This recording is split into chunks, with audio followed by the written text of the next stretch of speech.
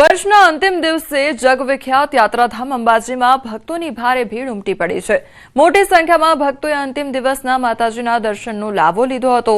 ગુજરાત અને રાજસ્થાનની સરહદ પર આવેલા આ શક્તિપીઠમાં મા અંબાના દર્શન કરવા માટે દૂર દૂરથી શ્રદ્ધાળુઓ આવી રહ્યા છે। માતાજીના ચાચર ચોકમાં ભક્તોએ ગરબાની રમઝટ પણ બોલાવી હતી। समस्त जीव कल्याण माटे होमात्मक महागणेश याग, होमात्मक सचंडी याग અને યજ્ઞની ખૂબ સુંદર આયોજન કરવામાં આવ્યું છે। આજે વર્ષનો છેલ્લો દિવસ છે।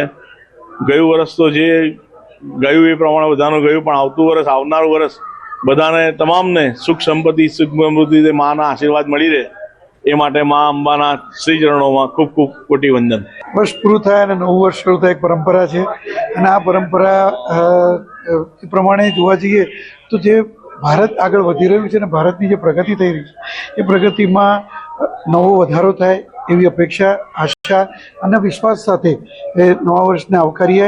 આજે 31 છે, અમે અહીંયાથી બાલારામ વન શિબિર માટે જતા હતા, પણ નવા વર્ષની ઉજવણી અમે લોકો એવું વિચાર્યું કે ભાઈ મંદિરમાં માતાજીના આશીર્વાદ લઈ બાળકોની સંસ્કૃતિ અને આપણી ભારતીય સંસ્કૃતિને અનુરૂપ જ્ઞાન મળે અને એની ઓળખ થાય એ માટે અમે 31મી ડિસેમ્બરે અહીંયા માતાજીના દર્શન કર્યા। માતાજીના ચાચર ચોકમાં સરસ એવા ગરબા રમ્યા।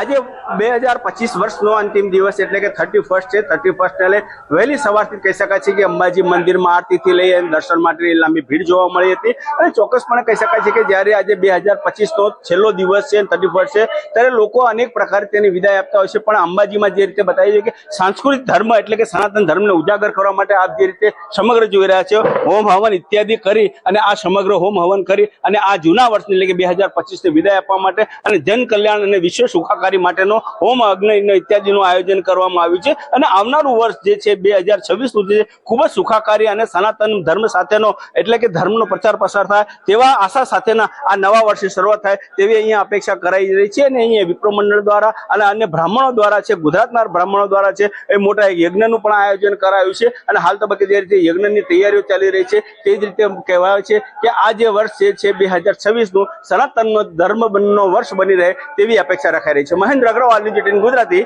અંબાજી।